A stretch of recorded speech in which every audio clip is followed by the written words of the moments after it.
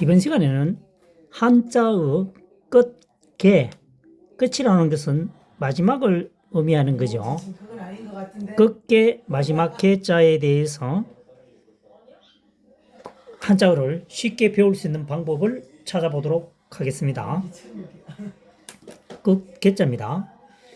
마지막 개 또는 우리가 계절할 때 사계절 많이 사용하죠. 이 글자를 쉽게 배울 수 있는 방법을 찾아보도록 하겠습니다. 4급에 해당하는 글자군요. 이 끝개자를 통째로 외우는 것보다는 마지막이라는 이 의미를 이 염두에 두고 글자를 나누어서 분리해서 학습하게 되면 우리 머릿속에 오래도록 기억 저장이 됩니다. 확인해 보도록 하겠습니다. 벼화자입니다. 나무목에 삐침별을 해쓴 글자는 벼화자죠. 그 다음 아들자자입니다. 벼화자 아래에 아들자자로 구성되어 있죠. 여기서는 벼라고 하는 것은 일반적인 곡식도 의미합니다. 단순히 벼만 아니고 모든 곡식 종류를 말하기도 합니다. 일단 벼자로 벼하니까 벼로 한번 풀이해 보겠습니다. 벼의 뭐죠? 아들이라는 것입니다. 벼의 아들, 벼의 씨앗 이렇게 되겠죠. 벼의 씨앗은 벼의 아들은 열매에 해당한다. 열매가 우선 맺히고 열매가 다시 씨앗이 되죠. 그래서 벼의 아들은 열매에 해당하는데 그 열매는 줄기의 끝에서 달려서 성장하게 되죠. 곡식이나 과일 열매 대부분 보면은 끝에 달려있죠. 그래서 벼의 아들은 열매이고 열매는 가지의 끝에 매달린다. 마지막에 끝부분에 매달린다. 끝개가 되겠습니다. 두 번째는 두근거릴 개자입니다. 두근거릴 개. 마지막 개 끝개였죠. 마음심변입니다. 변이라고 하는 것은 좌측에 오는 부수를 말하고요. 우측에 오는 것은 방입니다. 외우는 방법은 변방이라고 하면 됩니다. 변방. 변방이라고 하는 것은 국가와 국가 사이에 경계되는 부분이죠. 우리나라 같은 경우는 휴전선, 38선 쪽을 의미합니다. 그 부분을 변방이라고 합니다. 좌측은 변, 우측은 방이죠. 두근거릴 개와 두려울 개는 비슷한 의미겠지만 여기서는 두려울 개로 풀이하는 것이 어떻습니까? 이 글자를 학습하기에 유리하다는 겁니다. 어떻게 됩니까? 마음의 끝에 오면 한계에 오게 되면 어떻습니까? 두렵다는 얘기입니다. 좀 더 구체적으로 얘기해 보면 여기에 지금 보면 끝개에 두근거릴 개에 벼화가 들어 있습니다. 벼화는 늦가을에 추수를 하게 되죠. 추수를 하게 되면은 그 다음 뭘 맞이합니까? 겨울이 다가오게 됩니다. 과거에는 항상 식량이 부족했기 때문에 겨울에는 더 걱정이 되는 거죠. 겨울 오는 자체가 두렵습니다. 왜? 늦가을에 이미 추수를 했지만 곡식을 거두어 들였지만 항상 부족한 시대에 우리 조상들이 살아왔기 때문에 초겨울 되면 더 걱정됩니다. 그래서 두렵다는 거죠. 마음이 끝에 오게 되면 구체적으로 살펴보니까 늦가을이죠. 벼를 추수하는 계절은요. 그래서 더욱 마음은 두려워진다. 두려울 계자가 되겠습니다. 그 다음 서로상자입니다. 서로상 5급에 해당하는군요. 나무목입니다. 그 다음 눈목입니다. 그림을 살짝 그려보면 나무가 있습니다. 가지가 있겠죠. 가지에는 뭐가 난다? 이 눈이라 그러죠. 가지눈. 가지눈은 서로 마주 본다는 얘기입니다. 가지눈은 해서 나무 뭡니까? 나무의 눈은 서로 마주 본다. 서로상, 맞벌상 해도 되겠죠. 그래서 상호 관계에 있다. 상호 서로 뭡니까? 서로 마주 보는 관계에 있다는 얘기죠. 상호 관계. 그다음 상자상입니다. 윗부분이 대나무 죽입니다. 대나무 죽. 대나무 죽이죠. 대나무를 이용해서 서로 어떻게 한다는 얘기죠. 과거에는 그 뭡니까? 광줄이 대부분 다 대나무를 쪼개서 상자를 만들었습니다. 이렇게 대나무를 쪼개서 가로 세로 이렇게 하면은 마주 보는 거죠.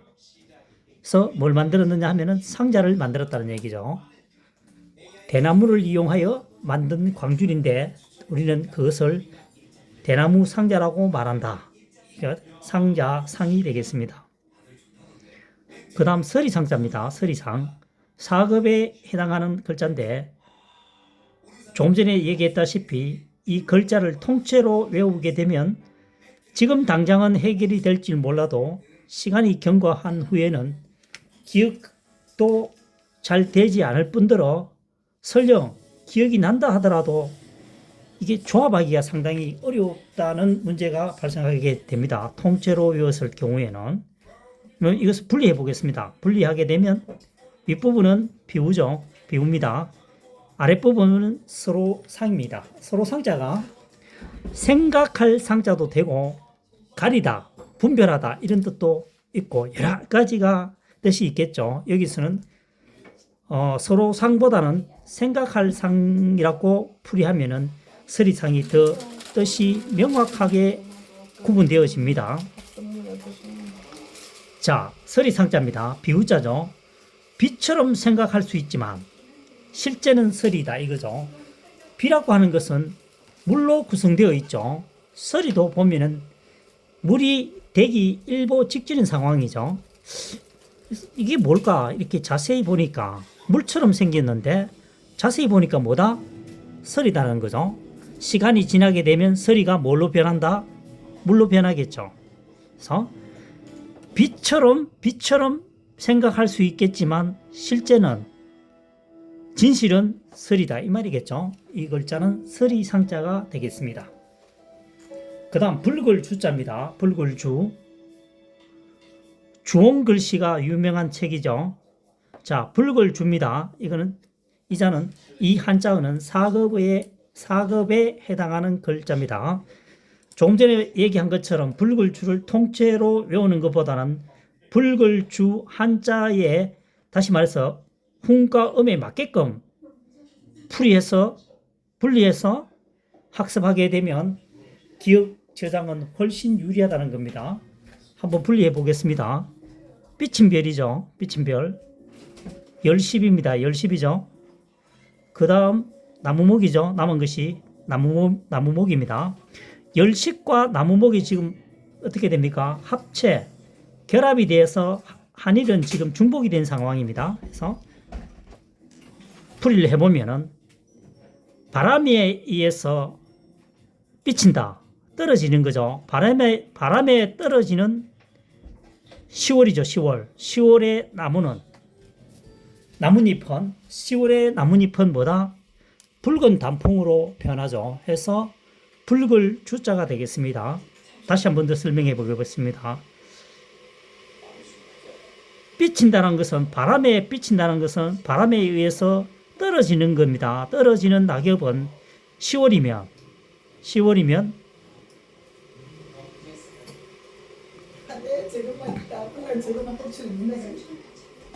다시 설명할게요. 바람에 의해서 삐쳐지는 10월의 나뭇잎은 뭐다? 붉은 단풍이다. 그래서 이 글자는 붉을 주자가 되겠습니다. 그 다음 나무목자입니다.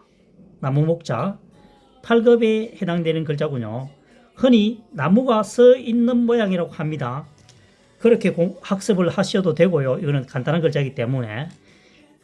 하지만 한자 사랑의 파자 방법에 의하면은 파자풀이법에 의하면은 열십이죠. 열십. 그 다음 뭡니까? 열십하고 남으면은 여덟팔, 숫자 8에 해당합니다. 어떻게 되죠? 열십은 숫자 열이죠. 90.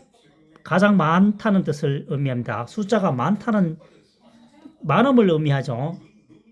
1, 2, 3, 4, 90 가장 큰 숫자니까요. 그러니까 뭡니까? 많이 나누어져 있는 것은 뭐다? 나누어져 있는 것은 이 뿌리를 의미하는 거죠. 자, 한자어를 보여주겠습니다. 하나일이죠, 하나일. 하나일입니다. 하나일은 무엇을 의미하느냐 하면 땅을 의미합니다. 땅. 두일은 땅을 의미하면 위쪽은 뭐죠? 하늘을 의미하는 겁니다. 땅과 하늘을 의미하는 겁니다. 그래서 땅이죠, 땅. 땅인데 세워져 있고 뿌리가 나누어져 있다. 이게 뭐냐면 나무란 얘기죠. 다시 한번 설명해 보겠습니다. 땅 위에 뚫을 고니니까 뚫고 올라왔습니다. 이것은 나무 가지가 되겠죠. 나무 줄기가 되겠죠. 나무 줄기. 뚫고 나왔고 아래도 뚫습니다. 근데 옆으로 퍼지죠. 나눠져 있죠. 요 빨간 선 부분은 뭡니까? 나무 뿌리에 해당합니다. 나무 뿌리에 해당이 되고 나무 줄기가 올라온 것은 나무를 말한다는 거죠. 그리고 뭡니까? 열십, 여덟팔은 뿌리가 열십 많이 나누어져 있다. 왜냐하면 많이 나누어져 있지 않으면 바람이 불거나 하면은 이 나무가 쓰러질 수도 있고 흉년입니까? 가뭄이죠, 가뭄. 가뭄일 경우에는 이 뿌리가 적으면은 주변의 물을 흡수할 수가 없습니다. 결과적으로 나무가 계속 성장할 수 없다는 얘기죠. 그래서 땅 아래에 솟아 올라와 있고 나무 줄기입니다. 줄기는 솟아 올라와 있고 아래로 줄기가 세워져 있지만 여러 갈래로 나누어져 있다. 나무가 되겠습니다. 나무모. 그 다음 나무가 주변으로 계속 이렇게 뻗쳐나가죠. 수풀림이라고 합니다. 수풀림. 임야하죠. 임야. 그 다음 요것은 7급에 해당하는 글자입니다. 그 다음 수풀림에 나무목이 하나 더 위에 올라가 있습니다. 그러니까 나무목이 지금 3개가 등장하는 거죠. 3개가 등장하는 것은 나무가 아주 많다는 것을 의미합니다. 빽빽하다는 거죠. 빽빽하다는 것은 뭐죠? 무성하다는 얘기입니다. 무성할 삼림지역이라고 하죠. 삼림지역. 나무가 굉장히 우거진 그런 지역을 말합니다. 그래서 이 글자는 상급에 해당하는 글자가 됩니다. 상급에 해당하는 글자.